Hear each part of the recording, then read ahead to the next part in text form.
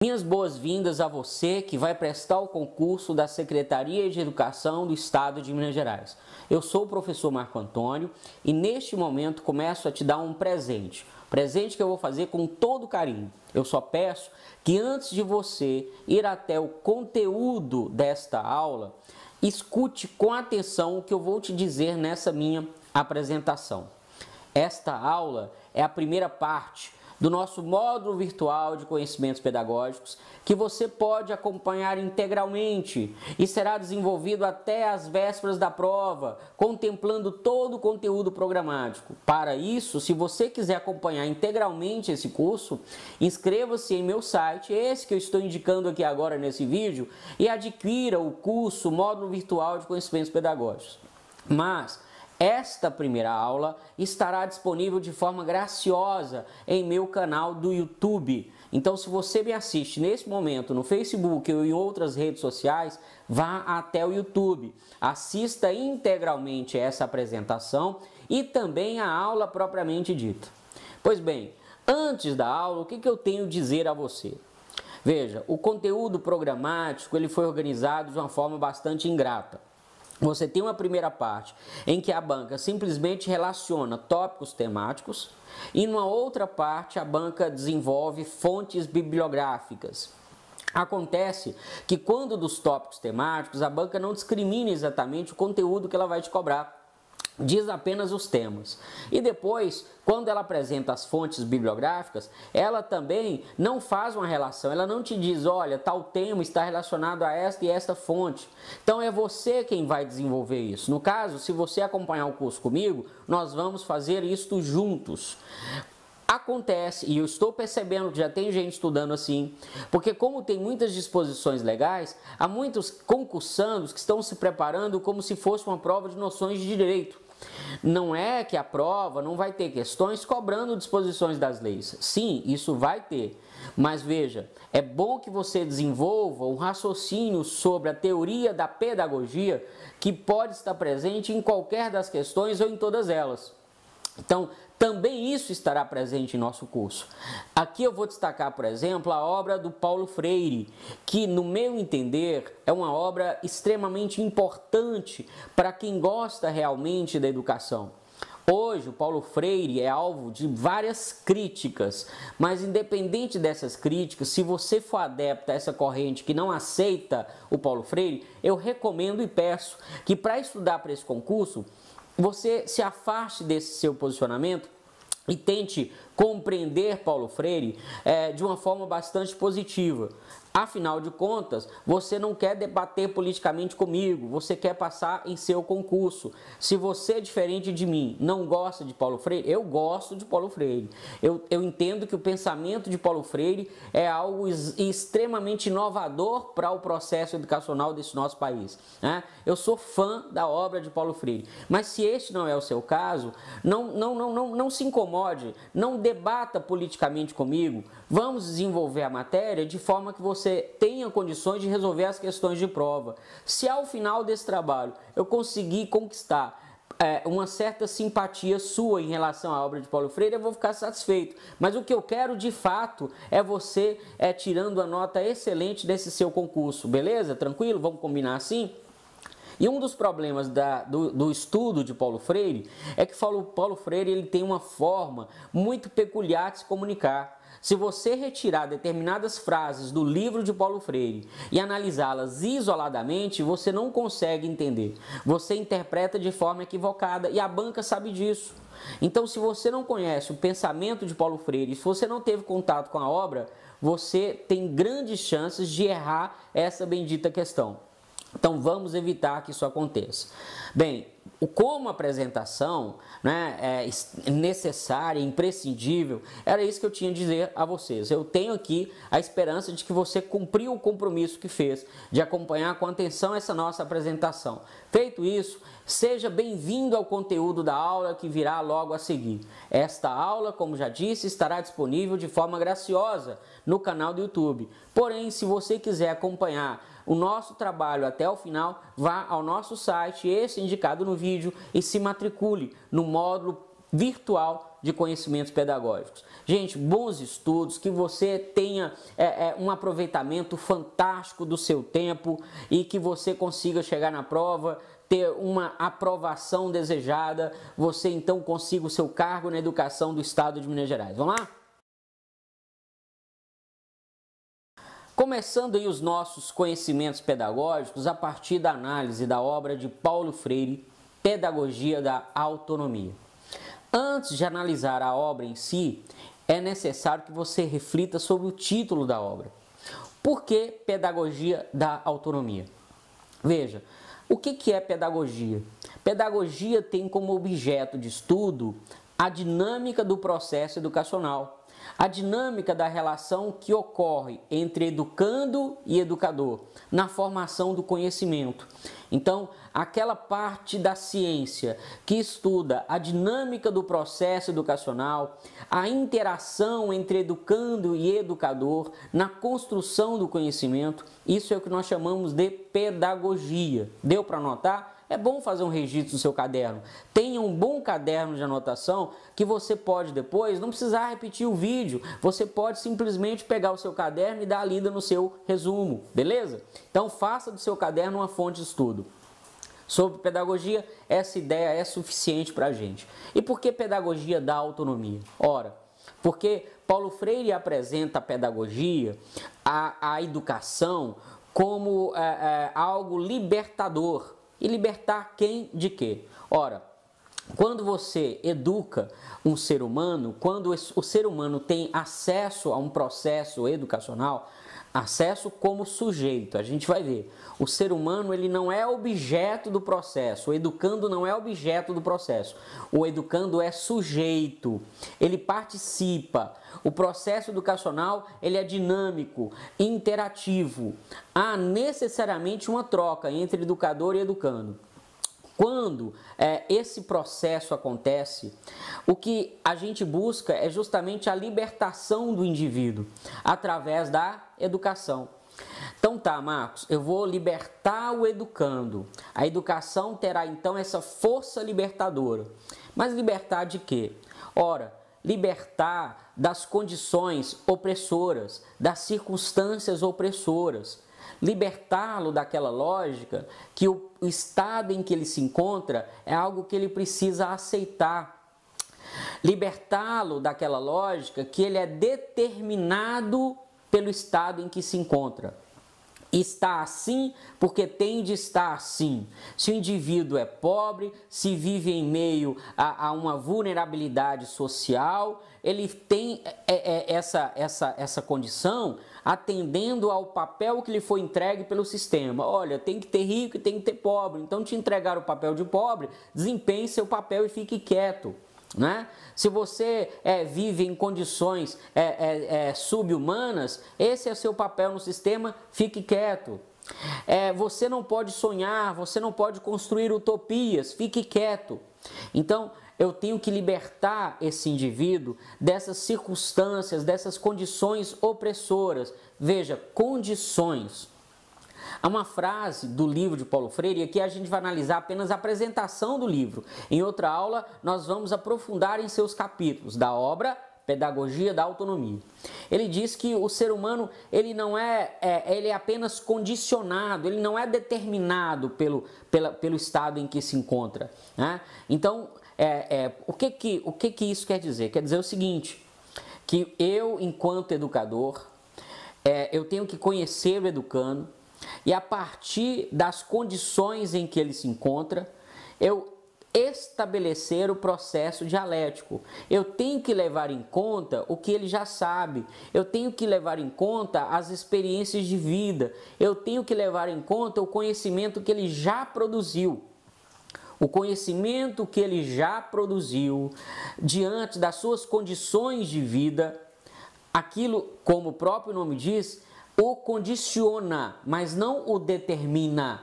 Ele não precisa ficar preso àquelas condições primárias, originárias, aquelas condições em que ele se encontra. Ele pode transformar, ele pode libertar-se através da educação. E por essa razão, pedagogia da autonomia. Vamos resumir isso? Eu acredito que tenha ficado muito claro, mas eu sei que é bom, às vezes, a gente fazer uma frase, um esquema no caderno. Eu sei, todo concursando precisa disso para ser feliz e, obviamente, eu quero que você seja um concursando feliz. Mais do que isso, um concursando aprovado. Então, vamos lá. Pedagogia da autonomia é a obra. Pedagogia, eu disse que é a parte da ciência que estuda a dinâmica do processo educacional, a interação entre educando e educador na formação do conhecimento. Beleza. Autonomia por quê? Porque a educação como força libertadora. Libertar o educando de quê? Libertá-lo das circunstâncias opressoras, daquela lógica determinista, daquela lógica que diz que as condições em que ele se encontra é o papel que ele deve desempenhar no sistema. Essa lógica é contra ela que a educação deve lutar. É contra essa lógica do determinismo, é contra a negação ao direito do sonho e da utopia.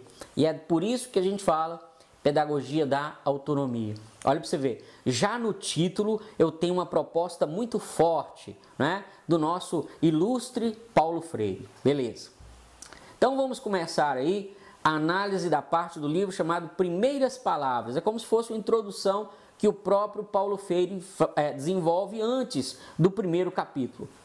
Então, formar é muito mais do que puramente treinar o educando no desempenho de suas destrezas. Anotem isso. Formar é muito mais do que puramente treinar o educando no desempenho de destrezas.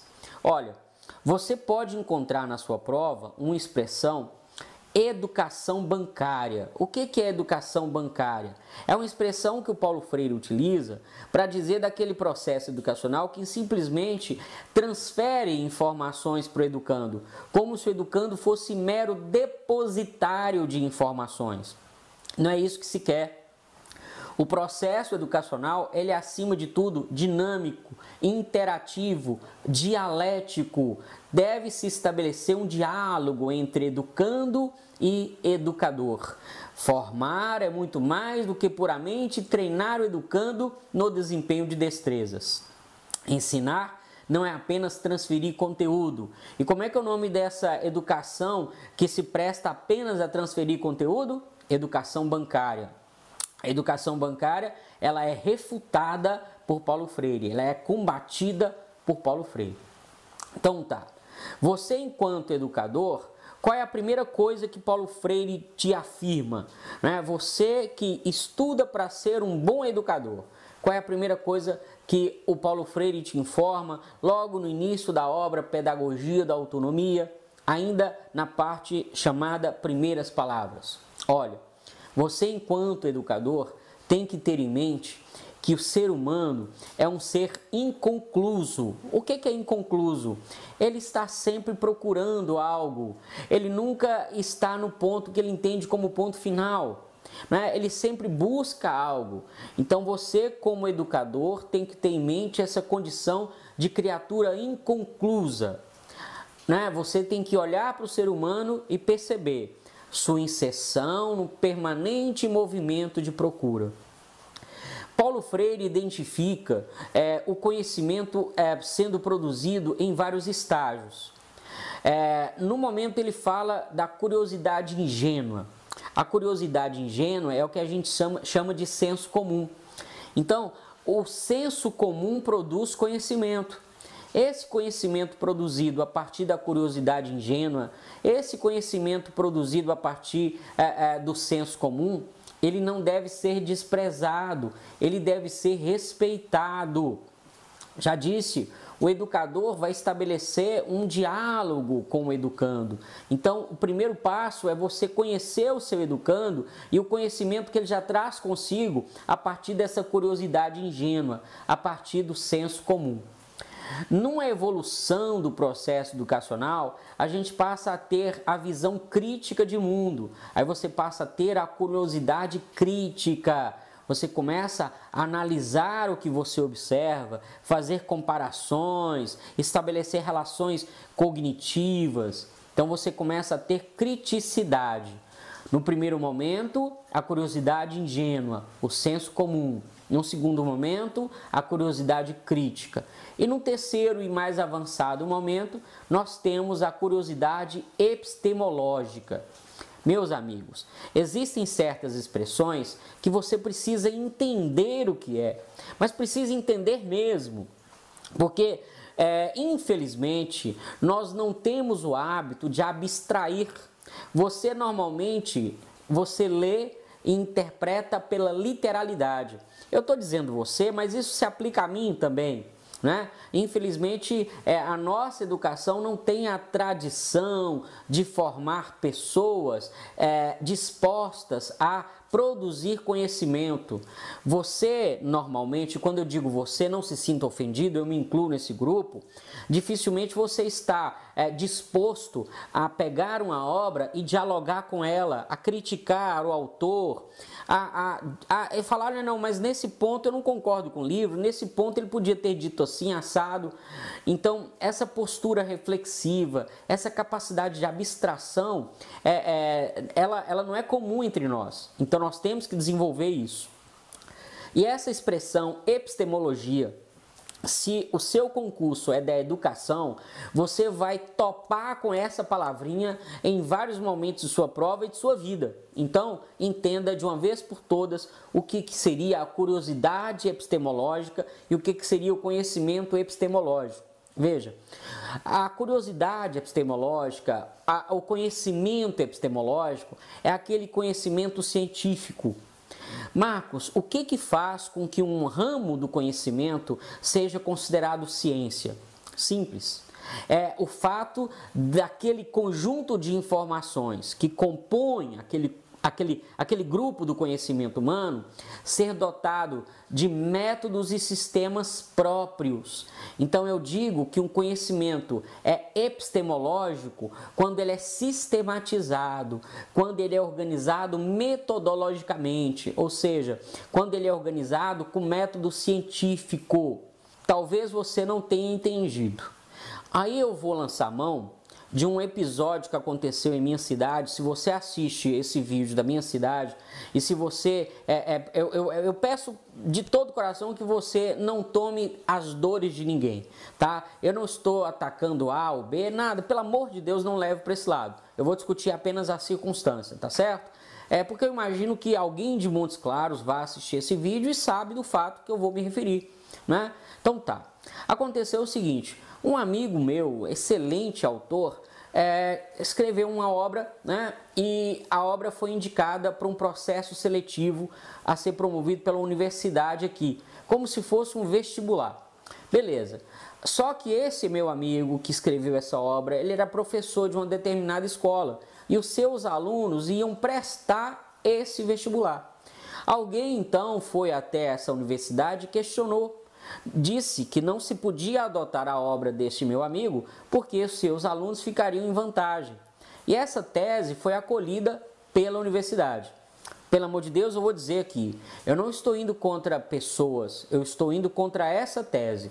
Veja, eu não sou adepto desta tese pelo seguinte, porque a literatura, ela é um conhecimento epistemológico. E como conhecimento epistemológico, como ciência, a literatura conta com princípios, métodos e sistemas próprios. Ora, se eu acredito na literatura enquanto ciência, eu não posso acreditar que o aluno do autor do livro esteja em condições favoráveis em relação a alunos de outros professores de literatura que não foram os autores do livro. Se a literatura é ciência, se a literatura é conhecimento epistemológico, é um grupo de conhecimento dotado de métodos e sistemas que qualquer estudioso da literatura tem condições de articular. E eu até, nessa circunstância, no caso concreto, eu até entendo que meu amigo estaria em desvantagem. Por quê? Porque quando ele for analisar a obra como cientista da literatura, quando ele for empregar o seu conhecimento epistemológico, dificilmente ele vai conseguir tirar de si a concepção subjetiva do autor. É o filho que ele gerou, então certamente a abordagem científica poderá, de certa forma, ser comprometida pelos olhos caridosos, carinhosos daquele que produziu a obra. Quando, no meu entender, a universidade acatou a tese de que os alunos do autor do livro estariam em vantagem, a própria universidade não reconheceu o valor epistemológico do conhecimento literatura. Veja, esse fato eu só desenvolvi para que você entenda o que é epistemológico. Talvez alguém que se envolveu diretamente nessa circunstância esteja contra mim. Eu peço, por favor, não faça isso. Eu não estou criticando você, fulano ou beltrano, eu estou apenas me posicionando contra essa tese. E meu objetivo aqui não é discutir o caso, é apenas mostrar o que seria epistemológico, beleza? Então vamos em paz, o nosso objetivo é passar na prova. Então entenda de uma vez por todas o que é epistemologia. Vamos seguir? Então beleza. Vou deixar para vocês aí uma primeira tela que basicamente resume muito o que eu disse aí.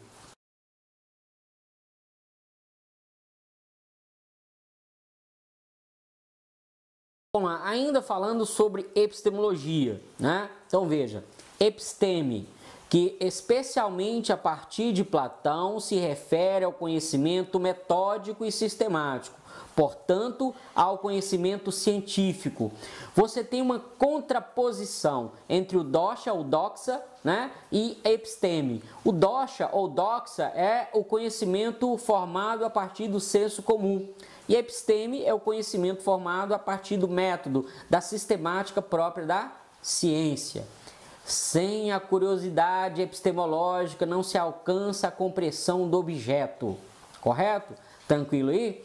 Então, entendida nessa acepção, a epistemologia corresponde ao campo filosófico que indaga, de modo geral, sobre as condições de possibilidade, valor e limite do conhecimento científico e, em termos específicos, sobre as condições que determinada atividade cognitiva deveria preencher para integrar a esfera do conhecimento científico. Em outras palavras, a epistemologia é o que vai analisar determinado ramo do conhecimento humano para saber se aquele ramo pode ser identificado como uma ciência. Espero eu que tenha sido claro, mas haverá uma telinha aí que vai desenvolver tudo isso que eu acabei de dizer aqui. Beleza? Tranquilo? Se você quiser anotar, além do que eu acabei de dizer, o objeto da tela, é só dar pausa no seu vídeo.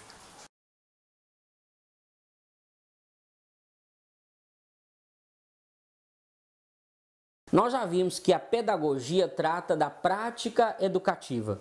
Agora, o que eu pergunto a você é, segundo Paulo Freire, qual é a essência dessa prática educativa? Olha, o Paulo Freire ele vai produzir a sua obra com a intenção de viabilizar a você que se propõe a ser educador, a fazer um trabalho mais positivo, mais libertador.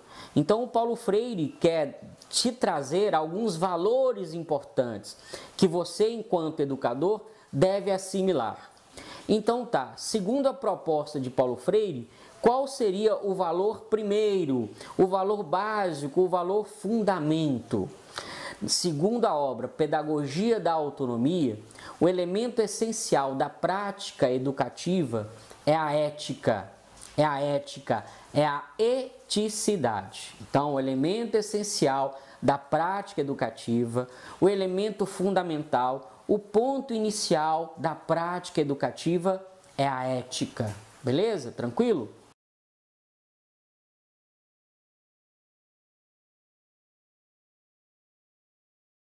Agora veja, antes de seguir, vamos desenvolver um pouco algum raciocínio sobre a ética. Porque nós, leigos, não raro, confundimos o sentido de ética. Quando eu te falo de ética, você pensa sempre naquilo, olha, tal coisa é certa, tal coisa é errada. Mas, na verdade, não é a ética que faz juízo de valor. Quem me diz que uma conduta é certa e que uma outra conduta é errada, sabe o que eu me lembrei aqui? Infelizmente, quando eu vou trazer essa referência, eu sei que vou entregar a minha idade, porque alguns de vocês concursantes certamente nem viram isso, né? Mas quando eu falo do que valora uma conduta como má uma conduta como boa, eu me lembro do da Lua, né, de Mulheres da Areia. A Rutinha é boa, a Raquel é má, lembra disso? Pois é, não sei porque eu lembrei desse trem, né, mas enfim, né, tenho aqui eu 46 anos, então eu assisti sim Ruth e Raquel, né, em Mulheres da Areia, né, sim, passei por isso.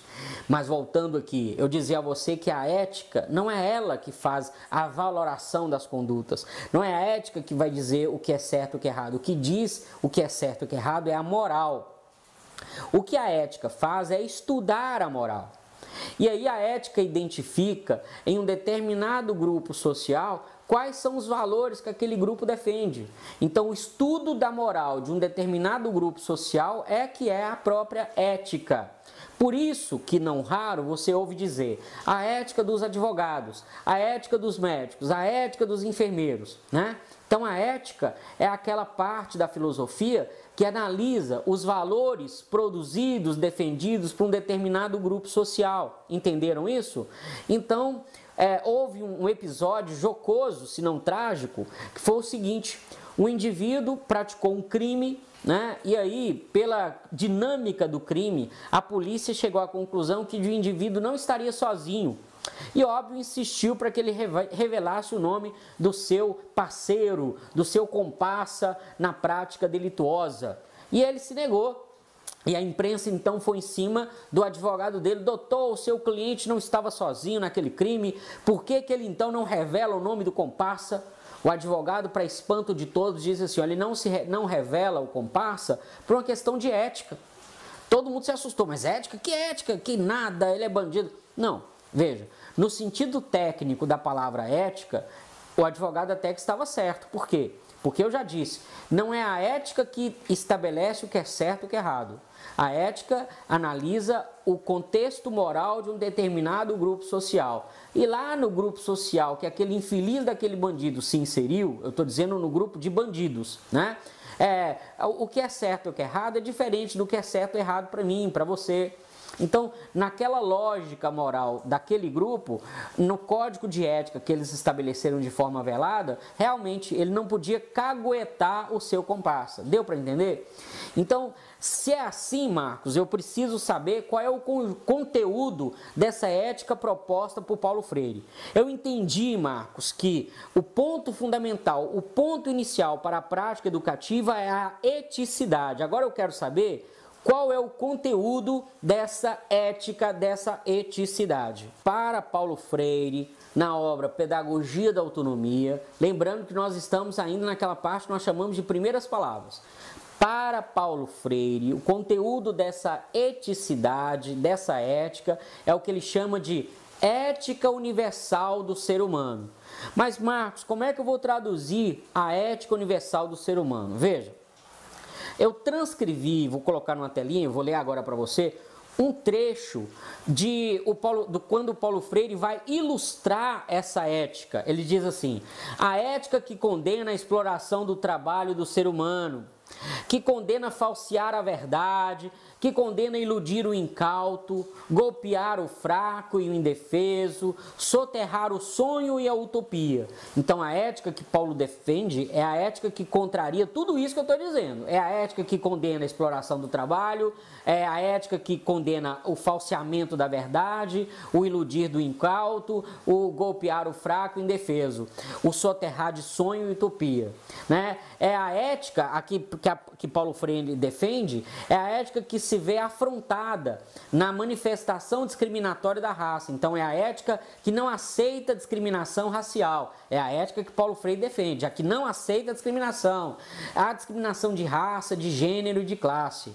É por essa ética, a ética que combate tudo isso que nós falamos, é por essa ética, diz Paulo Freire, é por essa ética inseparável da prática educativa, não importa se trabalhamos com crianças, jovens ou com adultos, que devemos lutar.